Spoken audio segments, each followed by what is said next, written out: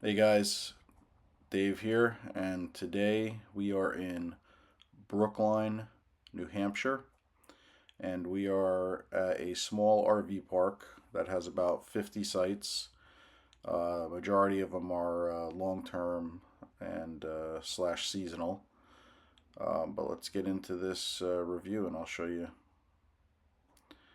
All right, so we are at Field and Stream RV Park in Brookline, New Hampshire. And this is a nice little park. Um, to stay here for a long time would be somewhat difficult because there's not too many amenities here, but it is a very nice park if you're going to visit the area and see the attractions and whatnot. So, right ahead of us here is the small office, and that's all it pretty much is. There is no store here, to my knowledge.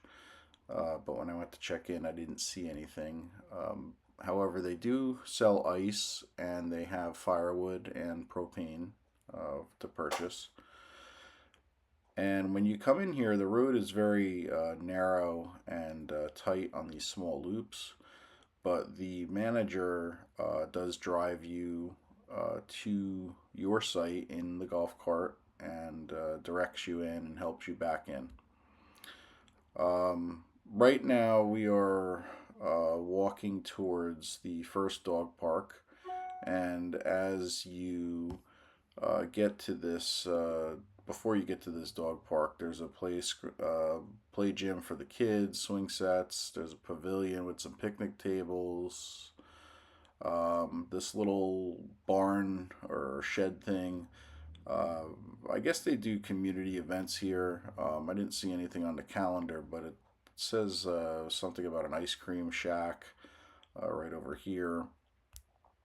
And this is a community fire pit. So the community fire pit's nice. This is pretty new, it looks like. And got these bench swings, four bench swings. And there's some strip lighting, LED solar strip lighting that you can, you may or may not be able to see it from the video, but it's on there. Lights up at night. It's really nice. And then right in front of us here is a small dog run. There is a much bigger one on the other side of the pond, which I will show you in a little bit. And sporadically throughout this campground, they do have the pet stations where you can grab bags and dispose of them as well. Um, this pond here is labeled as a wading pond. Looks like they had some sand here at one point and grass just kind of overgrew on it. Um, Pretty clear water for the most part. There's a lot of copperish color, brownish color, not dirty. I think it's just like the tannins in the water from the soil or whatnot. But the water is actually clear. It's pretty nice.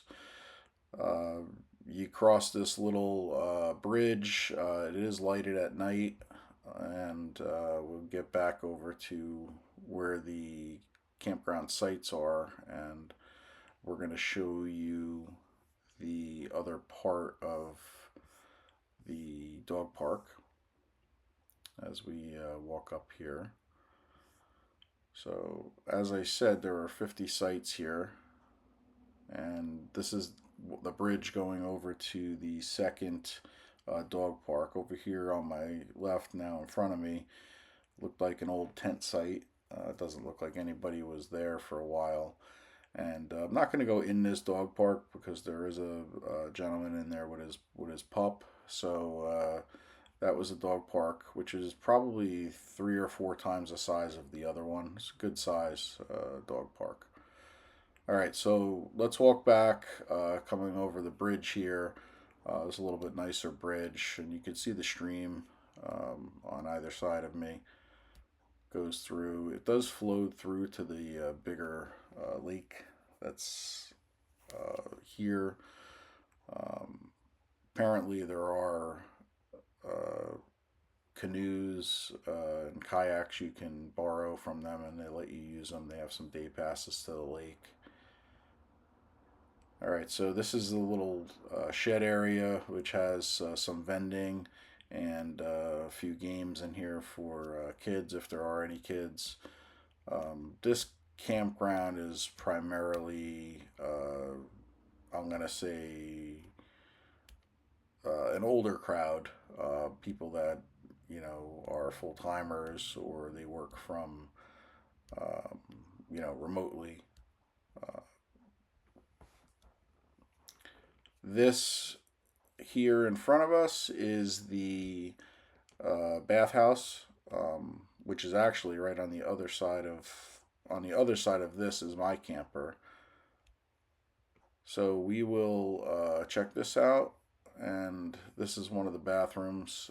It's pretty clean for the most part. Looks good. There are two bathrooms here that have showers. And you can see I'm kind of playing with the light. I think those lights are on motion. So there are two here. There is a laundry area, and there's three washers, three dryers. They give you a table to fold on, and the laundry works on quarters here. I believe it's $2 per load. They do have a change machine if you need it. So pretty clean area. There's actually two folding tables there, and the end of the unit here has a handicap compliant bathroom and shower, which you could see, they have a handicap ramp right here.